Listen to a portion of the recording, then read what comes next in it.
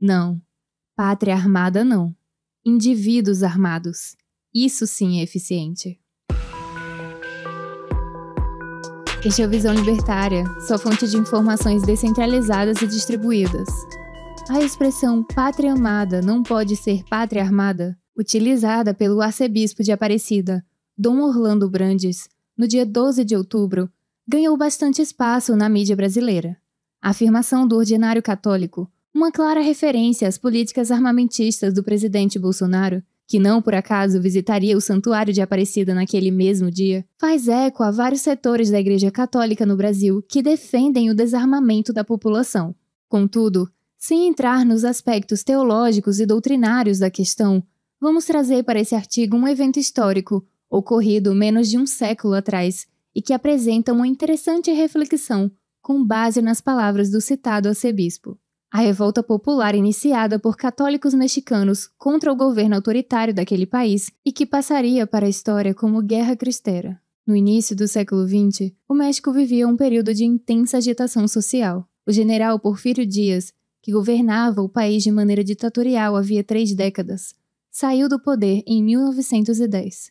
Evento este que culminaria com o início da Revolução Mexicana naquele mesmo ano. Os sangrentos conflitos dariam uma década inteira, ceifariam 2 milhões de vidas e teriam dentre seus principais resultados a promulgação da Constituição Federal Mexicana de 1917, atualmente influenciada por ideias que, naquele momento, inflamavam outra revolução do outro lado do mundo, mais especificamente, na Rússia. O ponto-chave para este artigo, porém, era o forte teor anticlericalista da Constituição mexicana. A definição de Estado laico é muito clara para todos. Um conjunto de normas legais e de práticas que não se definem por uma religião específica e que se pautam apenas por aspectos políticos materiais. Isso, contudo, é bem diferente de um Estado anticlerical, que, como o nome sugere, tem por objetivo perseguir uma religião específica e limitar a liberdade de culto de seus membros. Pois essa era a realidade do México naqueles primeiros anos de vigência de sua Constituição. Havia uma forte perseguição à Igreja Católica. O texto constitucional proibia a abertura de mosteiros, o uso de batinas e outros hábitos eclesiásticos por parte dos padres, impedia a prática religiosa fora dos templos, limitava a participação pública de figuras religiosas, dentre outras restrições. Em outras palavras, a Constituição mexicana transformava o direito de livre associação e de manifestação livre da própria fé em uma mera concessão estatal. No início, o texto constitucional era pouco aplicado no que se refere à Igreja. Entretanto, após a chegada ao poder de Plutarco Elías Calles, em 1924, a perseguição do governo mexicano aos católicos assumiu contornos mais ditatoriais e violentos.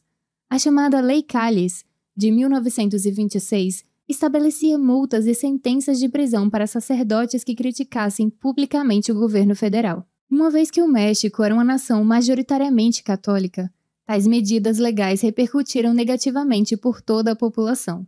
Sentindo-se violados em seus direitos fundamentais, os mexicanos realizaram diversos protestos pacíficos contra as leis de perseguição religiosa, tendo apoio de diversas autoridades que também trabalhavam paralelamente para tentar mudar tais leis. A reação do governo mexicano, contudo, foi violenta, e o presidente ordenou o fechamento de diversos templos católicos, além de promover a expulsão de sacerdotes estrangeiros e também de fechar outras entidades ligadas à igreja, como escolas confessionais. O que se seguiu a isso foi uma escalada de tensões que culminaria, no dia 3 de agosto de 1926, no primeiro conflito armado envolvendo fiéis católicos e tropas federais. Na igreja de Nossa Senhora de Guadalupe, em Guadalajara, cerca de 400 católicos armados se fecharam no templo, onde trocaram tiros com os soldados do governo, rendendo-se algum tempo depois por falta de munições. Dezenas de pessoas morreram nesse primeiro conflito. Como retaliação, o governo enviou mais de 200 soldados para a igreja da cidade de Sahuayo. Na violenta invasão que se seguiu, o padre e o vigário da paróquia foram assassinados.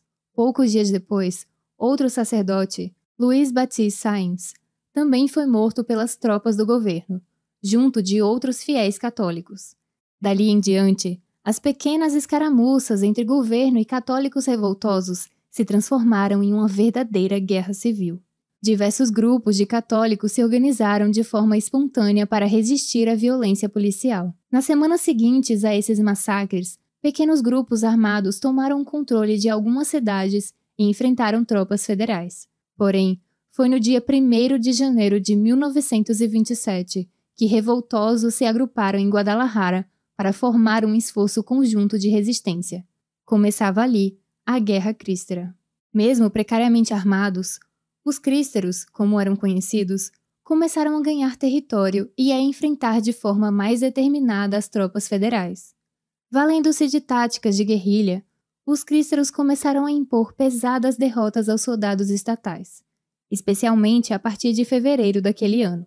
Ao grupo principal de católicos que lutavam pela liberdade religiosa, começaram a se unir outros revoltosos que possuíam motivações diversas, como aqueles produtores rurais que haviam sido prejudicados pelas extensivas políticas de reforma agrária colocadas em prática pelo governo mexicano. Como sempre, tratava-se do Estado prejudicando pessoas pacíficas em nome de suas ideologias revolucionárias. Diversos eventos seguintes, porém, comprometeram severamente a rebelião. Os excessos cometidos por alguns grupos crísteros moveram a opinião pública contra a revolta. Porém, a ascensão de um novo líder guerrilheiro católico, chamado Victoriano Ramírez, deu novo ânimo ao movimento crístero.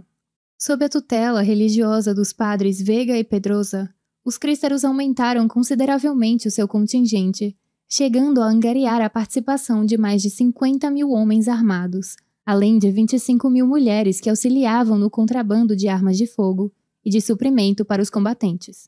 A guerra civil se estendeu por 3 anos, antes que o governo Cali se enfraquecesse ao ponto de o político ser derrotado nas eleições de 1929. O seu substituto, Emílio Portes Gil, iniciou tratativas de paz com autoridades católicas, com a mediação de um embaixador norte-americano. Em 21 de junho daquele ano, o acordo foi selado e as perseguições aos católicos foram suspensas. Durante o conflito, muitos oficiais federais haviam passado para o lado crístero, por diversos motivos, alguns dos quais, sem dúvidas, motivados pelo evidente caráter autoritário das ações do governo mexicano. 90.000 pessoas perderam a vida na Guerra Cristera, sendo que as baixas federais representavam 2/3 desse total. 3 anos de sangrentos conflitos permitiram aos católicos novamente professar a sua fé publicamente. Abusos foram cometidos de ambos os lados, e seria um reducionismo muito grande dizer que essa é uma história de heróis contra bandidos. Ainda assim, a resistência e a perseverança dos crísteros contra os abusos de um governo opressor não podem ser esquecidos. Os revoltosos que gritavam "Viva Cristo Rei" e "Viva a Virgem de Guadalupe" empunharam armas para enfrentar um governo tirânico que violava seus direitos mais fundamentais. Muitos inocentes foram mortos pelas mãos do Estado apenas por professarem livremente sua fé. Hoje, a Igreja Católica reconhece como santos vários dos participantes desse levante popular, dentre os quais figuram diversos sacerdotes e leigos. O jovem sacerdote Miguel Agustín Pro, injustamente acusado de ter tomado parte em um atentado contra o então presidente, foi condenado à morte por fuzilamento. Diante de seus algozes e das sádicas câmeras fotográficas que foram levadas pelo governo para registrar os últimos momentos do padre rebelde, Miguel Agustín ceneramente teria dito "Viva Cristo Rei" antes de morrer alvejado por inúmeros tiros. Destino semelhante teve José Sánchez del Río, de apenas 14 anos, executado por tropas federais, cujas últimas palavras foram as mesmas do citado sacerdote martirizado. A recordação dessas mortes nessa análise libertária não tem um viés teológico. Não se trata aqui de proselitismo religioso. A imagem de pessoas sendo mortas por agentes estatais apenas por professar sua fé, contudo, nos deixa claro que, para aquelas pessoas, mais importante do que a própria vida era a liberdade de consciência e a possibilidade de se acreditar naquilo que quisesse. A morte era preferível a uma vida sem liberdade de crer. Hoje em dia, na situação em que vivemos, quantos ainda estariam dispostos a morrer para defender aquilo que acreditam? Ao vermos constantes abusos estatais cometidos contra indivíduos pacíficos, devemos nos perguntar: será que nós estamos tão longe assim daquela realidade mexicana de um século atrás? E se hoje tivéssemos que escolher entre nossa própria consciência e uma obediência cega ao governo, será que nos manteríamos firmes em nossas convicções ou iríamos preferir dizer viva o Deus-Estado, por acharmos que a vida é mais importante do que a liberdade? O exemplo dos crísteros, embora mereça de fato todas as críticas pelos excessos praticados por vários de seus membros, ainda nos traz importantes lições sobre diversos temas. Por exemplo, sobre o valor da liberdade religiosa, sobre como em pouco tempo o Estado pode avançar sobre os direitos mais fundamentais dos cidadãos e, é claro, sobre como é imprescindível para um povo possuir armas de fogo para se proteger do Estado. Fico bastante curioso para saber a opinião do arcebispo de Aparecida, citado no início desse vídeo, a respeito da Guerra Cristera. Será que Dom Orlando ficaria contra os revoltosos mexicanos e pregaria uma pátria desarmada, ainda que isso significasse o fim da atividade católica naquele país? É importante notar aqui que as leis anticlericais nunca foram banidas de fato da legislação mexicana.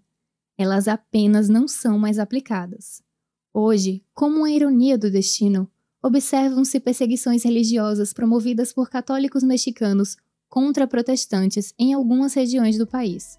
Também são relatados casos de violência cometidos por narcotraficantes contra sacerdotes católicos. Porém, o maior inimigo da liberdade religiosa sempre será o Estado.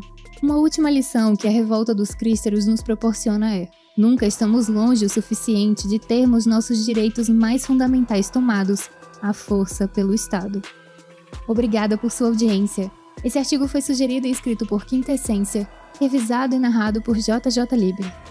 Se você gostou desse vídeo, clique no ícone de curtir abaixo e compartilhe em suas redes sociais. Para ser notificado de outros vídeos, inscreva-se no canal e depois clique no ícone de campainha. Escreva artigos você também, acesse o nosso site visãolibertaria.com. Até a próxima!